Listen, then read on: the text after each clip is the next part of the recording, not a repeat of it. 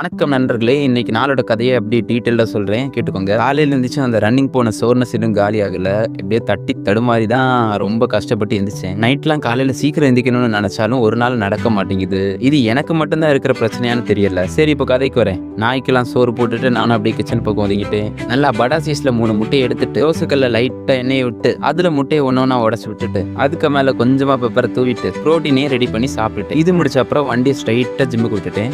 ஜிம்மில் இன்னைக்கு செஸ்ட் போடலான்னு மைண்டு சொல்ல அதையே போட்டுட்டேன். ஒர்க் அவுட்டை முடிச்சுட்டு ரன்னிங்கு கிளம்பிட்டேன். காலை அங்கே இங்கேன்னு சுற்றிட்டு ரன்னிங்கை ஸ்டார்ட் பண்ணிட்டேன். போன ரன்னிங் மாதிரி இல்லாமல் இந்த தடவை எல்லாத்தையும் கையோட கொண்டு போயிட்டேன். வெதரும் ஓரளவு மழையும் இல்லாமல் வெயிலும் இல்லாமல் மீடியமாகவே இருந்துச்சு. இப்படி நினச்சிட்டே இருக்கும்போது தான் மழை லைட்டாக ஸ்டார்ட் ஆயிடுச்சு. சரி, தேவையில்லாமல் எதுக்கு மழை நினைச்சுக்கிட்டு பக்கத்தில் இருக்க மாமா வீட்டில் ஒதுங்கிட்டேன். மழையெல்லாம் ஓரளவு விடவே மறுபடியும் ஓடுறதுக்கு கிளம்பிட்டேன். எல்லாம் ஓடி முடிச்சுட்டு வீட்டுக்கு வந்துட்டேன். வந்து வழக்கம் போல குளிச்சுட்டு சாப்பிட்ற வேலை அரைக்கிற வேலை எல்லாத்தையும் முடிச்சுட்டேன். அப்புறம் கொஞ்ச நேரம் வெப் சீரிஸ் டிவி அது இதுன்னு பார்த்துட்டு மதியம் சாப்பிட்டுட்டு டயர்டா இருக்குன்னு தூங்கிட்டேன். எழுந்து இவனை கொஞ்ச நேரம் கொஞ்சிட்டு அப்புறம் போர் அடிக்குதுன்னு பின்னாடி தோட்டத்துக்கு போனேன். நான் தூங்கும் போது லைட்டா மழை பெஞ்சிருக்குன்னு இந்த இலைக்கு மேல இருக்க தெரியும் தான் கண்டுபிடிச்சோம். ஆக மொத்தம் இன்னைக்கு வெயில் கம்மியா இருந்துச்சு. அது வரைக்கும் நமக்கு சந்தோஷம். அங்க அப்படியே கொஞ்ச நேரம் சுத்திட்டு இருந்தேன். இவன் புல்லெல்லாம் சாப்பிடுவான்னு அப்பதான் பார்த்தேன். ஆக்சுவலி இந்த டாக்ஸ் எல்லாம் ஸ்டொமக் அப்செட்டா இருக்கும்போது இந்த மாதிரி புல்லெல்லாம் சாப்பிடுமா. அப்புறம் நண்பர்களே, நம்ம வீடியோ போட்டு இதோட 50வது நாள் ஆகுது. இது வரைக்கும் சப்போர்ட் பண்ண எல்லாருக்கும் ரொம்ப நன்றி. சரி, பேக் டு த ஸ்டோரி. இதோட பேரு தான் பிளட்பெரிஸா. இது பாய்ஸ்னஸ்னு தெரியாம நான் கையில வச்சு விளையாடிட்டு இருந்தேன். இதுக்கப்புறம் நைட்டு கொஞ்சம் தலைவலி இருந்தனால நம்ம குட்டி பையனை கொஞ்சம் ரேக் பண்ணிட்டு நைட்டு சீக்கிரமாவே தூங்கிட்டேன். நாளை பார்க்கலாம். பை.